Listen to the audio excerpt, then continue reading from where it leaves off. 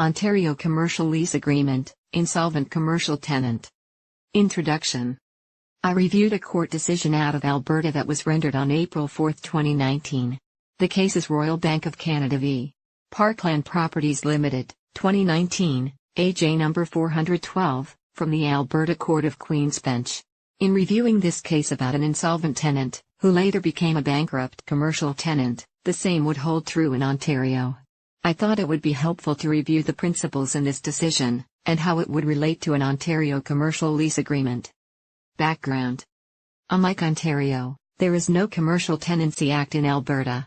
However, there are various other provincial statutes and a Supreme Court of Canada decision that provides guidance for commercial landlords and tenants in Alberta. If a commercial lessee breaches a business lease in Alberta, similar to Ontario law, a landlord has various alternatives. For a properly worded commercial lease agreement, the main alternatives include distraining on the tenant's assets located on the leased commercial premises or terminating the commercial tenant's lease, suing for any damages, including rent arrears and for the unexpired duration of the lease, may also be part of the landlord's rights. Distraint or distress is the seizure of the commercial tenant's property in order to acquire the repayment of rent arrears and various other amounts owed. Distraint normally includes the seizure of goods belonging to the lessee on the premises by the landlord to market them for the settlement of the amount owing at that point in time under the lease. In a properly conducted restraint, no court order is required. The landlord must also be careful when advising the tenant of the distraint, to also notify the lessee that the lease is not being ended. This way, the landlord may recoup further unpaid amounts or other damages in the future. On a practical basis, if the tenant does not bring the lease into good standing and allows the distraint to be completed, the business is probably over anyway. Under the Alberta Civil Enforcement Regulation, the landlord would hire a bailiff to carry out the distraint and sale of the assets. This is what happened in the Royal Bank of Canada v. Parkland Properties Limited case I recently reviewed.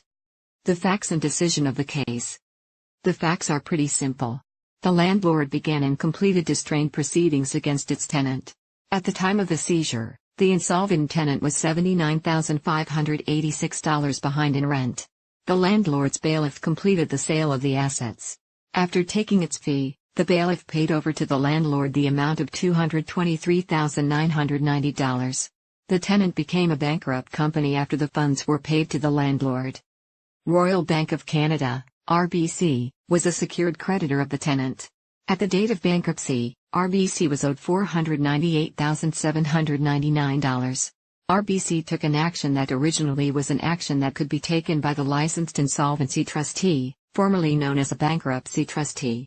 It did so under Section 38 of the Bankruptcy and Insolvency Act, Canada, BIA. The trustee was either unwilling or unable to launch the action. The action RBC launched was for the repayment of the amount realized by the landlord as a preferential payment under Section 95 of the BIA. The court ruled partly in favor of RBC. It ordered that the landlord could retain the amount of $79,586. The balance of $144,404 could not be kept by the landlord and had to be paid over to RBC. Ontario Commercial Lease Agreement. The same decision would be reached in Ontario. I am satisfied that the same decision would be reached in Ontario. As I mentioned above, distraint is not a termination of the lease. Although the practical effect would be to end the tenant's business, the lease continues and so does the tenant's obligations to the landlord. The commercial tenant's rights under its Ontario Commercial Lease Agreement also remain. Distraint is a mutually exclusive remedy from termination of the lease. The court determined that Section 95 of the BIA does not apply to set aside distraint proceedings by a landlord under a commercial tenancy agreement in arrears. That section just included payments made by an insolvent party.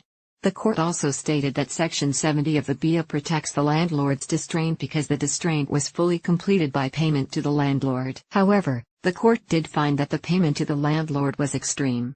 As you will recall, the distraint is based on the arrears at the time of effecting the distraint. In this case, the amount outstanding at that time was $79,586. However, the amount paid to the landlord, after the costs of distraint, was $223,990. The commercial lease landlord responsibilities include providing a proper accounting. Therefore, the court ordered that the excess over what the landlord was owed, $144,404, had to be paid to the plaintiff, RBC. If there were no secured creditors and the trustee launched the application, the result would have been the same. The only difference would be that the excess funds would have to be paid over to the trustee. The result in Ontario would be the same as in this Alberta case. Is your company insolvent? Is your company behind in its rent payments? Does it not have enough cash to continue its operations? If so, call the Ira Smith team today. We have decades and generations of experience assisting people and companies trying to find financial restructuring or a financial debt negotiation strategy. You can have a no-cost analysis so we can help you fix your company's debt troubles. Call the Ira Smith team today. This will allow you to go back to a new healthy and balanced life, starting now. I hope you enjoyed the video. The Ira Smith team is available to help you at any time. We offer sound advice and a solid plan for starting now, so that you'll be well on your way to a debt-free life in no time. For more information on a no-cost basis, please visit our website or call us. Our website and telephone details are coming right up now.